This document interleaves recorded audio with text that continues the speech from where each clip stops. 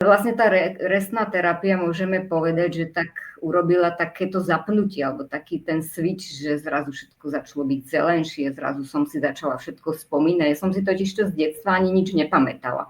Ja som si tam spravila nejaký taký blok, že koniec, možno, že som si pamätala od 10 rokov alebo tak. A to sa mi všetko začalo tak v ľahkosti vracať.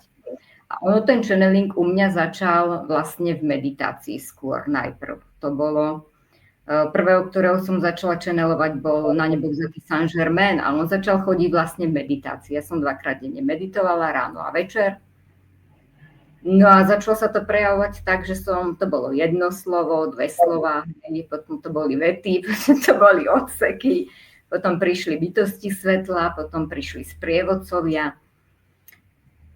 A vlastne oni ma tak začali nejako učiť, čo s tým, ako to funguje a tak ďalej, lebo tých informácií bolo nejak strašne málo. Ja som preto aj išla na ten kurz, lebo som chcela vedieť akože niečo viac. Zaujalo ma, že je tam ten channeling. On do skutočnosti nebol ani channeling, bolo to vlastne akašické záznamy.